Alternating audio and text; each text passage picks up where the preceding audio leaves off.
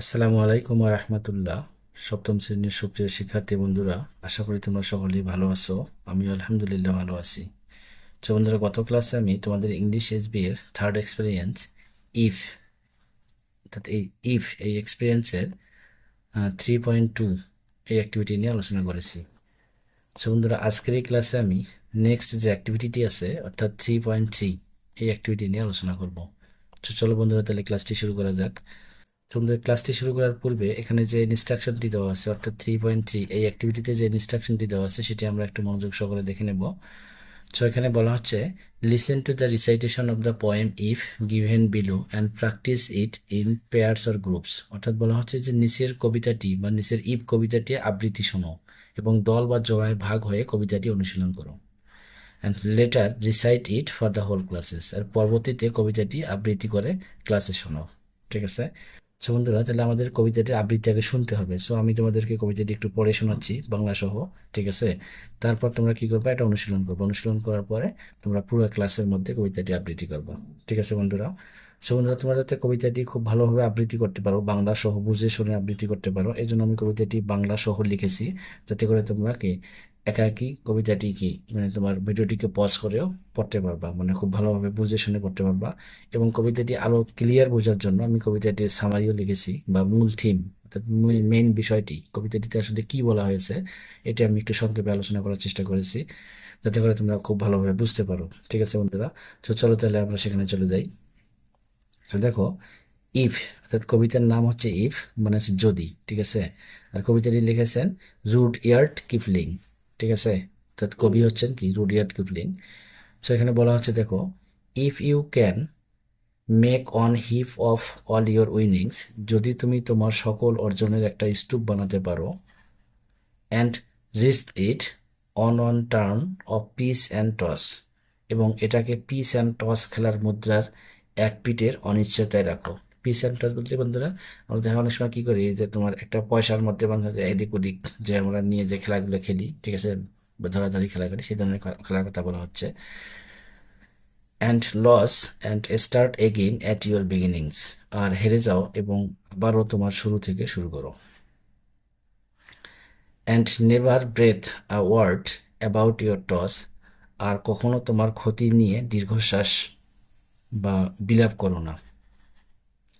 If you can force your heart and nerve and sinew, যদি তুমি তোমার মন, স্নায়ু এবং মাংসপেশির ওপর বল প্রয়োগ করতে পারো, to serve your turn long after they are gone, তোমার পক্ষে কাজ করতে যখন তারা নিঃস্ব হয়ে যায়। And so hold on when there is nothing in you, আর তাই সবুর করো যখন তোমার মাঝে আর কিছুই থাকে না। Accept the will which says to them hold on, ইচ্ছা শক্তি ছাড়া যা তাদেরকে বলে সবুর করো। So, বন্ধুরা, আশা করি তোমরা কবিতাটি বুঝতে পারছো। এখানে যে বাংলা সহজিত লেখা আছে। তারপর আরো ক্লিয়ার করার জন্য আমরা কবিতাটির মূল থিমটা একটু দেখে নেব, যাতে করে তোমরা কবিতাটি আরো ভালোভাবে বুঝতে পারো।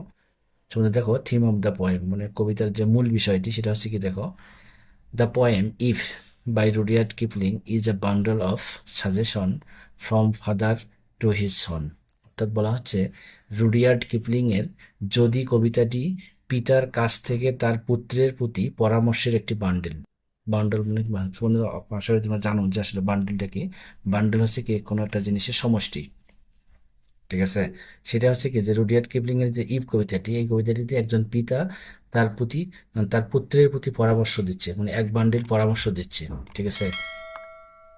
In the poem the poet tells his son how to cope with different situation in the life ahead. বলা হচ্ছে যে কবিতায় কবিতার পুত্রকে সামনের জীবনের বিভিন্ন পরিস্থিতির সঙ্গে কিভাবে মানিয়ে নিতে হয় তা শোনান। ঠিক আছে।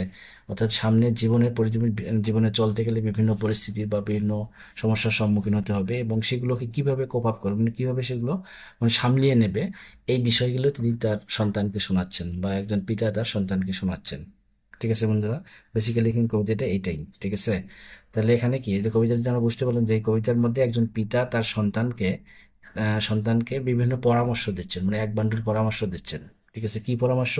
যে জীবনে যখন তোমরা চলতে যাবা, ঠিক আছে, চলতে গিয়ে বিভিন্ন সমস্যা আসবে, ঠিক আছে, বিভিন্ন প্রতিকূলতা আসবে, এবং এইগুলো কিভাবে তুমি কোপ আপ করবা বা কিভাবে এগুলো সামলিয়ে নিবা, ঠিক আছে, বা এগুলো কিভাবে তুমি ওভারকাম করবা বা জয় করবা, ঠিক আছে, এই বিষয়ে একজন পিতা তার সন্তানকে পরামর্শ দিচ্ছেন এই কবিতার মধ্য দিয়ে। ঠিক আছে বন্ধুরা, আশা করি বুঝতে পারছো। আর দেখো, the poem is divided into 4 stanzas having 8 lines. Is মানে কবিতাটা কি 4টা স্ট্যান্জায় কিন্তু ইয়ে আছে, বিভক্ত আছে, ঠিক আছে, এবং লাইন আছে 8টা লাইন।